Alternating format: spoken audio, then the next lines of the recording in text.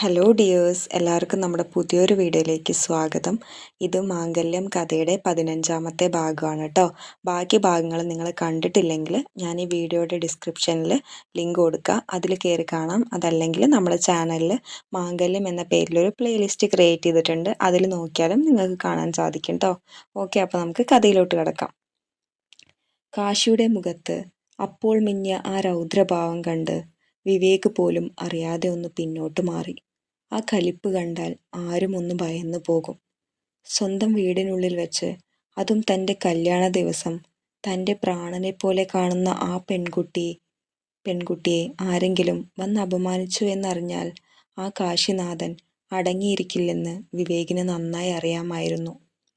കാശി ഒറ്റ കുതിപ്പിന് ആ മുറിയുടെ വാതിലിലേക്ക് നടക്കാൻ തുടങ്ങിയതേയുള്ളൂ. പെട്ടെന്നാണ് വരാന്തയിലൂടെ അവിടേക്ക് ഫോണിൽ സംസാരിച്ചുകൊണ്ട് നടന്നു വരുന്ന അനുവിൻ്റെ ശബ്ദം കേട്ടത്. അനു നേരെ ഇന്ദുവിൻ്റെ അരികിലേക്കാണ് വന്നത്. അവളുടെ മുഖത്ത് ആ തിരക്കിൻ്റെ ചെറിയൊരു അസ്വാസ്ഥ്യത ഉണ്ടായിരുന്നു. ഏട്ടത്തി, അനു ഇന്ദുവിൻ്റെ കയ്യിൽ തൊട്ടുകൊണ്ട് വിളിച്ചു. ഏട്ടത്തി ഇവിടെ നിൽക്കുകയാണോ? താഴെ എല്ലാവരും റിസപ്ഷൻ ഹാളിൽ നിൽപ്പുണ്ട്. ഫ്രണ്ട്സൊക്കെ നമ്മളെ അന്വേഷിക്കുന്നുണ്ട്. വേഗം വായോ. പിന്നെ അവൾ കാശിയെയും വിവേകിനെയും നോക്കി പറഞ്ഞു.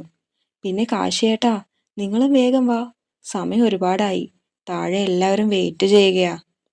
ആ നിഷ്കളങ്കമായ വിളി കേട്ടപ്പോൾ കാശിയുടെ ഉള്ളിലെ തിളച്ചു നിന്ന ആ ദേഷ്യം പെട്ടെന്നൊന്ന് തണുത്തു. ആ കലിപ്പ് മുഖത്ത് വെച്ച് താഴേക്ക് ചെന്നാൽ അത് അവിടെയുള്ള എല്ലാവർക്കും ഒരു വലിയ പ്രശ്നമാകുമെന്ന് അവന് മനസ്സിലായി. അവൻ തൻ്റെ ദേഷ്യം കടിച്ചമർത്തി മുഷ്ടി അയച്ചു. ശാരദയോടുള്ള ആ ദേഷ്യം അവൻ മനസ്സിൽ ഒതുക്കി പിടിച്ചു. ശരി മോളെ, ഞങ്ങൾ വരാം, വിവേക് വേഗം പറഞ്ഞു. അങ്ങനെ അനുവിനെയും കൂട്ടി അവരെല്ലാവരും കൂടി റിസപ്ഷൻ നടക്കുന്ന വലിയ ഹാളിലേക്ക് നടന്നു. ഹാളിൽ നല്ല ആൾക്കൂട്ടമുണ്ടായിരുന്നു. നാട്ടുകാരും ബന്ധുക്കളും കൂട്ടുകാരുമൊക്കെയായി ആ സ്ഥലം സജീവമായിരുന്നു. സ്റ്റേജിലേക്ക് കയറിയ കാശിയും ഇന്ദുവും ഒന്നിച്ചു നിന്നു. നീല ഗൗണിൽ നിൽക്കുന്ന ഇന്ദുവിനെ കാണാൻ നല്ല ഭംഗിയുണ്ടായിരുന്നെങ്കിലും അവളുടെ മനസ്സിലെ ആ ടെൻഷനും സങ്കടവും ആ മുഖത്ത് ചെറുതായി നിഴലിക്കുന്നുണ്ടായിരുന്നു. കാശിയാകട്ടെ എല്ലാവരുടെയും മുന്നിൽ ചിരിക്കാനൊന്നും നിൽക്കാതെ പതിവ് ഗൗരവത്തിൽ തന്നെ നിന്നു. എങ്കിലും അവൻ്റെ ശ്രദ്ധ മുഴുവൻ ഇന്ദുവിനരികിൽ തന്നെയായിരുന്നു. ഓരോരുത്തരായി സ്റ്റേജിലേക്ക് കയറി വന്ന് അവരെ കൺഗ്രാജുലേറ്റ് ചെയ്തു. ഗിഫ്റ്റുകൾ കൊടുത്തു. ഫോട്ടോയെടുപ്പിൻ്റെയും മറ്റും തിരക്കുകൾക്കിടയിൽ ആ സമയം അങ്ങനെ കടന്നുപോയി. ഇന്ദുവിന് ആ വലിയ ആൾക്കൂട്ടത്തിന് മുന്നിൽ നിൽക്കുമ്പോൾ വല്ലാത്തൊരു പേടിയും അങ്കലാപ്പും തോന്നുന്നുണ്ടായിരുന്നു. പലതവണ അവൾ അറിയാതെ കാശിയുടെ മുഖത്തേക്ക് നോക്കി. പക്ഷെ അവൻ നേരെ മുന്നോട്ട് നോക്കി നിൽക്കുകയാണ്. അങ്ങനെ ആ റിസപ്ഷൻ്റെ തിരക്കുകളൊക്കെ കഴിഞ്ഞ് വൈകുന്നേരത്തോടെ എല്ലാവരും പിരിഞ്ഞു. ആ വലിയ വീട് വീണ്ടും ശാന്തമായി. രാത്രിയായി. എല്ലാവരും ഉറങ്ങാൻ കിടക്കുന്ന സമയം.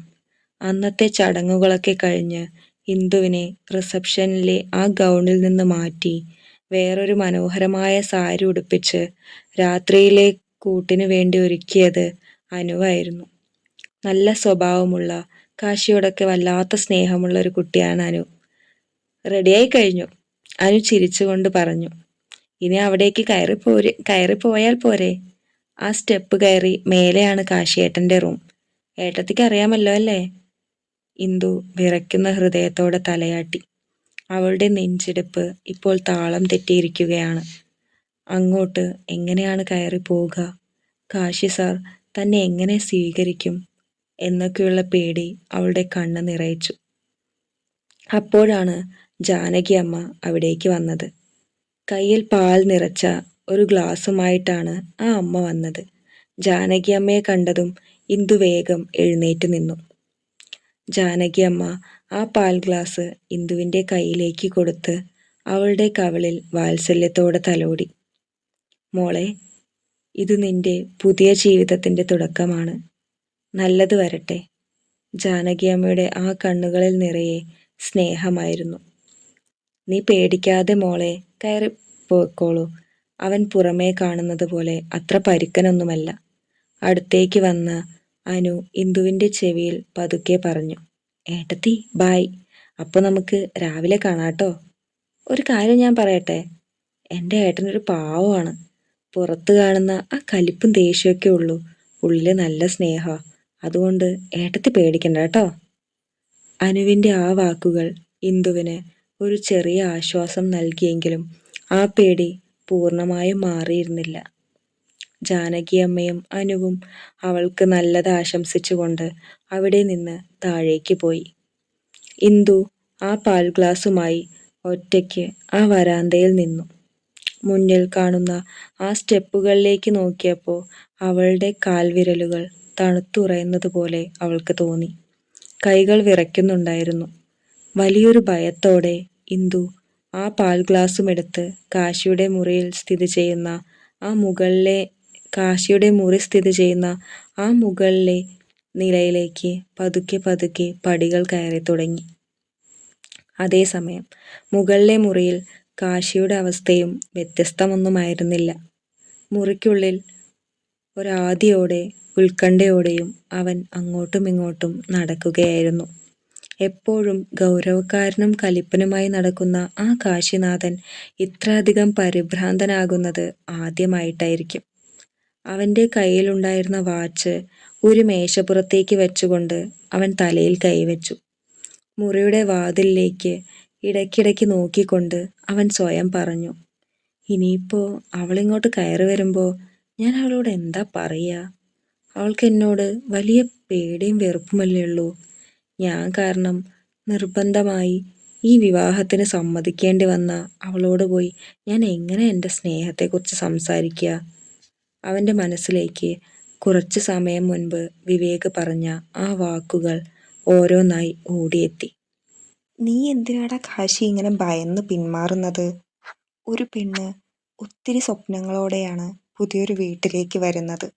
നീ ഇങ്ങനെ ഒരു കലിപ്പനായിട്ട് നിന്ന അവൾക്ക് എങ്ങനെ നിന്നെ മനസ്സിലാക്കാൻ പറ്റും? നീ അവളോട് കാര്യങ്ങളൊക്കെ തുറന്നു പറയ്. നീ അവളുടെ മേല് അടിച്ചേൽപ്പിക്കാൻ നോക്കണ്ട. പകരം നിന്റെ നെഞ്ചിലെ ആ ആത്മാർത്ഥത അവൾക്ക് മുന്നിൽ കാണിച്ചു കൊടുക്ക്. സത്യങ്ങൾ മനസ്സിലാകുമ്പോൾ അവൾ നിന്നെ ജീവന് തുല്യം സ്നേഹിക്കും. വിവേക് കൊടുത്ത ആ ആത്മവിശ്വാസം അവൻ്റെ ഉള്ളിൽ ചെറുതായി അലയടിക്കുന്നുണ്ടെങ്കിലും ഇന്ദുവിൻ്റെ മുന്നിൽ ചെന്ന് നിൽക്കുമ്പോൾ അവൻ വീണ്ടും വല്ലാതാകുന്നുണ്ടായിരുന്നു. തന്നിലെ യഥാർത്ഥ പ്രണയത്തെ അവൾ എങ്ങനെ സ്വീകരിക്കുമെന്ന പേടി അവൻ്റെ നെഞ്ചിൽ ഒരു ഭാരമായി അമർന്നു. എങ്കിലും ഇന്നവളോട് മനസ്സിലുള്ളതെല്ലാം തുറന്നു പറയണം എന്നൊരു ദൃഢനിശ്ചയം അവൻ്റെ ഉള്ളിൽ രൂപപ്പെടുകയായിരുന്നു. പുറത്തെ പടികേറുന്ന നേരിയ ശബ്ദം കേട്ടതും കാശിയുടെ ഹൃദയം പടപടാന്ന് മിടിക്കാൻ തുടങ്ങി. അവൾ താഴെ നിന്ന് പടികൾ കയറി തൻ്റെ മുറിയിലേക്ക് അടുക്കുകയാണ്. ആ വരവ് കാതുകൊടുത്തു കേട്ടുകൊണ്ട് കാശി വെപ്രാളത്തോടെ വാതിലിലേക്ക് തന്നെ നോക്കി നിന്നു. പതുക്കെ പടികൾ കയറി വന്ന ഇന്ദു കാശിയുടെ മുറിയുടെ വാതിലിന് മുന്നിലെത്തി. കൈകൾ വിറച്ചുകൊണ്ട് അവൾ ഒരൊറ്റ തവണ കൂടി ദീർഘമായി ശ്വാസമെടുത്ത് ആ വാതിലിൽ തട്ടി. അകത്തു നിന്ന് കാശിയുടെ ശബ്ദം കേട്ടു. കയറി വാ. ഇന്ദു വാതിലുകൾ പതുക്കെ തള്ളി തുറന്ന് അകത്തേക്ക് കാലെടുത്തു വെച്ചു. കയ്യിൽ പാൽ ഗ്ലാസുമായി അവൾ തലകുനിച്ച് അകത്തേക്ക് കയറി വന്നു. മുറിക്കുള്ളിൽ നിൽക്കുകയായിരുന്ന കാശി അവൾ അകത്തേക്ക് കയറി വരുന്ന ആ നിമിഷം മുതൽ കണ്ണെടുക്കാതെ അവളെ നോക്കി നിൽക്കുകയായിരുന്നു. നീല ഗൗണിൽ നിന്ന് മാറി മനോഹരമായൊരു സാരി ഉടുത്ത് നിൽക്കുന്ന ആ പെൺകുട്ടിയെ കണ്ടപ്പോൾ അവൻ്റെ നെഞ്ചിടിപ്പ് നിലച്ചു പോയതുപോലെ തോന്നി. ഇന്ദു വളരെ പതുക്കെ തലയുയർത്തി കാശിയുടെ മുഖത്തേക്ക് നോക്കി. എപ്പോഴും കലിപ്പും ദേഷ്യവും മാത്രം കണ്ടിട്ടുള്ള ആ മുഖത്ത് ഇപ്പോൾ വല്ലാത്തൊരു അങ്കലാപ്പും എന്തോ പറയാൻ വെമ്പി നിൽക്കുന്ന ഭാവവുമാണ് അവൾ കണ്ടത്. എങ്കിലും അവളിൽ ആ പേടി മാറിയിരുന്നില്ല. അവൾ പതുക്കെ മുന്നോട്ട് നടന്ന് അവൻ്റെ അരികിലേക്ക് ചെന്നു. എന്നിട്ട് കയ്യിലുണ്ടായിരുന്ന ആ പാൽ ഗ്ലാസ് വിറയ്ക്കുന്ന വിരലുകളോടെ അവനു നേരെ നീട്ടി. കാശി ഒരു നിമിഷം ആ ഗ്ലാസ്സിലേക്ക് നോക്കി. പിന്നെ അവളുടെ മുഖത്തേക്കും നോക്കി. എന്നിട്ട് പതുക്കെ ആ ഗ്ലാസ് വാങ്ങി തൊട്ടടുത്തുള്ള മേശപ്പുറത്തേക്ക് വെച്ചു. ഇനി അവളോട് എങ്ങനെ സംസാരിച്ചു തുടങ്ങണമെന്നറിയാതെ കാശി ഒന്ന് പരുങ്ങി. തൊണ്ടയൊന്ന് ക്ലിയർ ചെയ്ത് അവൻ അവളെ നോക്കി സംസാരിക്കാൻ തുടങ്ങി. എടോ, അത് എനിക്കൊരു കാര്യം പറയാനുണ്ട്, കാശി പതുക്കെ പറഞ്ഞു. പക്ഷേ കാശി തൻ്റെ മനസ്സിലുള്ളത് മുഴുവൻ പറയും മുൻപ് ഇന്ദു പെട്ടെന്ന് അവനെ തടഞ്ഞു. അവളുടെ കണ്ണുകൾ നിറഞ്ഞൊഴുകാൻ തുടങ്ങിയിരുന്നു. അവൾ ഗൗരവത്തോടെയും എന്നാൽ വല്ലാത്തൊരു സങ്കടത്തോടെയും പറഞ്ഞു, വേണ്ട സാർ, സാർ ഒന്നും പറയണ്ട. സാർ എന്തിനാണ് ഈ കല്യാണത്തിന് സമ്മതിച്ചതെന്നും എനിക്കാ ഇങ്ങനെ ഒരു തീരുമാനമെടുത്തതെന്നും എനിക്കറിയാം. ആ രാജേഷ് സ്കൂളിൽ വെച്ച് അപവാദം പറഞ്ഞപ്പോൾ ഈ കുടുംബത്തിൻ്റെ പേരിലൊരു കളങ്കം വരാതിരിക്കാൻ, പിന്നെ എൻ്റെ കുടുംബത്തിൻ്റെ കഷ്ടപ്പാടുകൾ കണ്ട് തോന്നിയൊരു സഹതാപം കൊണ്ട് മാത്രമാണ് സാറിനെ കല്യാണം കഴിക്കാൻ സമ്മതിച്ചത്. അല്ലാതെ എന്നോടുള്ള ഇഷ്ടം കൊണ്ടല്ലെന്ന് എനിക്ക് നന്നായിട്ടറിയാം. ഇന്ദു ഒരു നിമിഷം നിർത്തി. വിറയ്ക്കുന്ന ചുണ്ടുകൾ കടിച്ചമർത്തി കണ്ണുനീർ തുളച്ചു. സാറ് വിഷമിക്കണ്ട, എൻ്റെ വിധിയായിരിക്കും ഇങ്ങനെ. സാർ എന്നെക്കുറിച്ച് ആലോചിച്ച് ടെൻഷൻ അടിക്കേണ്ട ആവശ്യമില്ല. ഈ വീട്ടിൽ സാറിനൊരു ബുദ്ധിമുട്ടാവാതെ സാറ് പറയുന്നത് പോലെ ഒരു ഭാര്യയായിട്ട് ഞാൻ ജീവിച്ചോളാം. സാറിൻ്റെ വഴിക്ക് ഞാൻ വരില്ല. ഇന്ദു തലകുനിച്ച് വിതുമ്പലോടെ പറഞ്ഞു നിർത്തി. ഇന്ദുവിൻ്റെ ആ വാക്കുകൾ കേട്ടപ്പോൾ കാശിയുടെ നെഞ്ചിൽ ആരോ ഒരു കത്തി കൊണ്ട് കുത്തിയതുപോലെ അവന് തോന്നി. താൻ അവളെ എത്രമാത്രം ജീവന് തുല്യം സ്നേഹിക്കുന്നുണ്ടെന്നും അത്രയും കാലം തൻ്റെ നെഞ്ചിൽ അവളെക്കുറിച്ചുള്ള ഓർമ്മകൾ മാത്രം കൊണ്ടു നടന്നവനാണ് താനെന്നും അവൾ അറിയുന്നില്ലല്ലോ എന്നോർത്ത് അവൻ്റെ ഉള്ളുരുകി. അവൾ എന്നെക്കുറിച്ച് ഇങ്ങനെയൊക്കെയാണോ മനസ്സിലാക്കി വച്ചിരിക്കുന്നത്? വെറുമൊരു സഹതാപം കൊണ്ടോ നാണക്കേട് ഒഴിവാക്കാൻ വേണ്ടിയോ മാത്രം അവളെ കൂടെ കൂട്ടിയതെന്നാണോ അവൾ കരുതുന്നത്? തന്നെ തൻ്റെ പ്രാണന്റെ പാതിയായി കാണാൻ തുടങ്ങിയ ആ മനുഷ്യൻ്റെ മുന്നിൽ നിന്ന് പോലും അവൾ ഇന്നും തന്നെ സാറെന്ന് വിളിച്ചപ്പോൾ കാശിയുടെ ഹൃദയം ശരിക്കും തകർന്നുപോയി. കാശിക്ക് ആ നിമിഷം അവളോട് എല്ലാം തുറന്നു പറയണമെന്നുണ്ടായിരുന്നു. അവൾക്ക് മുന്നിൽ പൊട്ടിക്കരഞ്ഞുകൊണ്ട് തൻ്റെ നെഞ്ചിൽ പച്ച കുത്തി അവളുടെ പേര് കാണിച്ചു കൊടുക്കാൻ അവൻ വല്ലാതെ ആഗ്രഹിച്ചു. പക്ഷേ ഇന്ദുവിൻ്റെ വിറയ്ക്കുന്ന ചുണ്ടുകളും തന്നെ ഭയത്തോടെ നോക്കുന്ന ആ നിറഞ്ഞ കണ്ണുകളും കണ്ടപ്പോൾ കാശി സ്വയം നിയന്ത്രിച്ചു. ഇല്ല, ഇപ്പോൾ ഞാൻ എൻ്റെ സ്നേഹം തുറന്നു പറഞ്ഞാൽ ഈ അവസ്ഥയിൽ അവൾക്കത് ഉൾക്കൊള്ളാൻ കഴിഞ്ഞെന്ന് വരില്ല. ഒരുപക്ഷെ അവളുടെ പേടി ഒന്നുകൂടി കൂടും. അവളുടെ മനസ്സിൽ ഞാൻ ഇപ്പോഴും ഒരു കലിപ്പനായ പ്രിൻസിപ്പാൾ മാത്രമാണ്. ഈ മുറിവുകൾ ഉണങ്ങാൻ അവൾക്ക് സമയം കൊടുക്കണം, കാശി മനസ്സിൽ ഉറപ്പിച്ചു. തൻ്റെ ഉള്ളിലെ സങ്കടങ്ങളുടെ കടൽ പുറത്തു കാണിക്കാതെ കാശി പെട്ടെന്ന് മുഖത്തെ ഭാവം മാറ്റി. ആ പഴയ ഗൗരവം അവൻ മുഖത്ത് വരുത്തി. അവളുടെ കണ്ണുകളിൽ നിന്ന് നോട്ടം മാറ്റി അവൻ വളരെ ശാന്തമായി എന്നാൽ അല്പം ഗൗരവത്തിൽ തന്നെ പറഞ്ഞു, താൻ പറഞ്ഞതൊക്കെ ശരിയാ. നാട്ടുകാരുടെ മുന്നിലും സ്കൂളിലും എൻ്റെ കുടുംബത്തിന് വലിയൊരു നാണക്കേട് ഉണ്ടാകാതിരിക്കാൻ വേണ്ടിയാണ് ഞാൻ ഈ കല്യാണത്തിന് സമ്മതിച്ചത്. പിന്നെ താൻ ആലോചിക്കുന്നത് പോലെ വേറെ അർത്ഥങ്ങളൊന്നും ഇതിനില്ല. അതുകൊണ്ട് താൻ വെറുതെ ഓരോന്ന് ആലോചിച്ച് ടെൻഷൻ അടിക്കണ്ട. ഇന്ദു പേടിയോടെ അവനെ തന്നെ നോക്കി നിൽക്കുകയായിരുന്നു. കാശി ടേബിളിലിരുന്ന ആ പാൽ ഗ്ലാസ്സിലേക്ക് വെറുതെ ഒന്ന് നോക്കിയിട്ട് വലങ്കൈ കൊണ്ട് തൻ്റെ ഷർട്ടിൻ്റെ കോളർ ഒന്ന് ലൂസാക്കി. എനിക്ക് പാലൊന്നും വേണ്ട. പിന്നെ തന്നെ ഞാൻ ഒന്നും ചെയ്യാൻ പോകുന്നില്ല. ഈ മുറിയിൽ എന്നെ പേടിച്ച് മാറി നിൽക്കുകയൊന്നും വേണ്ട. താൻ ഈ കട്ടിലിൽ സമാധാനമായിട്ട് കിടന്നോ, ഞാൻ ആ സോഫയിൽ കിടന്നോളാം. അത്രയും പറഞ്ഞിട്ട് കാശി അലമാറയിൽ നിന്ന് ഒരു പുതപ്പും തലയണയും എടുത്ത് മുറിയുടെ ഒരറ്റത്തുള്ള നീളൻ സോഫയിലേക്ക് പോയി. അവൻ അവിടെ കിടന്ന് അപ്പുറത്തേക്ക് തിരിഞ്ഞു. ഇന്ദുവിന് അത് ശരിക്കും വലിയൊരു ആശ്വാസമായിരുന്നു. ഈ രാത്രി എന്താകുമെന്നോർത്ത് ഭയന്നു വിറച്ചു നിന്ന അവൾക്ക് കാശിയുടെ ആ വാക്കുകൾ വലിയൊരു സമാധാനമാണ് നൽകിയത്. താൻ വിചാരിച്ചതുപോലെ ഈ കല്യാണം അദ്ദേഹത്തിനും ഒരു ബാധ്യത മാത്രമാണല്ലോ എന്ന് അവൾ സ്വയം വിശ്വസിപ്പിച്ചു. അവൾ പതുക്കെ നടന്ന് ആ വലിയ കട്ടിലിൻ്റെ ഒരറ്റത്തായി ചുരുണ്ടുകൂടി കിടന്നു. അന്നത്തെ മുഴുവൻ ടെൻഷനും ക്ഷീണവും കാരണം കുറച്ചു കഴിഞ്ഞപ്പോൾ തന്നെ അവൾ ഉറക്കത്തിലേക്ക് വീണു. മുറിയിലെ വെളിച്ചം അണഞ്ഞെങ്കിലും കാശിക്ക് ഉറക്കം വന്നിരുന്നില്ല. അവൻ പതുക്കെ തിരിഞ്ഞ് കട്ടിലിൽ ഉറങ്ങുന്ന ഇന്ദുവിനെ നോക്കി. ആ നിലാവിൻ്റെ വെളിച്ചത്തിൽ അവളുടെ മുഖത്തെ സങ്കടം അവൻ വ്യക്തമായി കാണുന്നുണ്ടായിരുന്നു. എന്നെ സാറെന്ന് വിളിച്ച് നീ എത്ര നാൾ എന്നിൽ നിന്ന് അകന്നു നിൽക്കുമെന്ന് എനിക്കൊന്ന് കാണണം ഇന്ദു. നിന്റെ ഈ ഭയവും വെറുപ്പും മാറ്റി നിന്നെക്കൊണ്ട് എന്നെ സ്നേഹത്തോടെ കാശിയേട്ട എന്ന് വിളിപ്പിക്കും ഞാൻ. ഇരുട്ടിൽ അവളെ നോക്കി കിടക്കുമ്പോൾ കാശിയുടെ മനസ്സിൽ വലിയൊരു വാശിയും അതിലുപരി അവളോടുള്ള അതിയായ പ്രണയവും നിറഞ്ഞു നിൽപ്പുണ്ടായിരുന്നു. പിറ്റേ ദിവസം രാവിലെ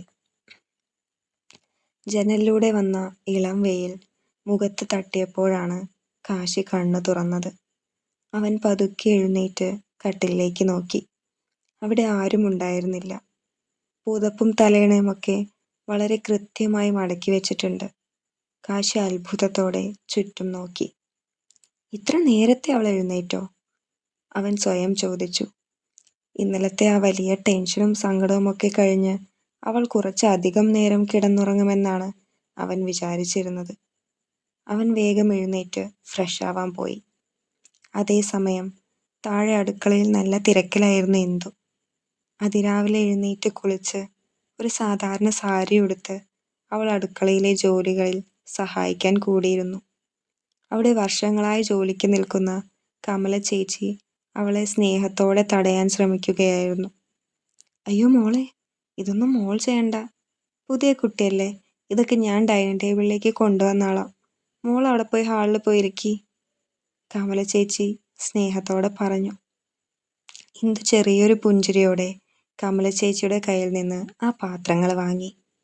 അതൊന്നും സാരമില്ല കമല ചേച്ചി, അവിടെ എനിക്ക് രാവിലെ എഴുന്നേറ്റ് ഇതൊക്കെ തന്നെയല്ലേ ശീലം.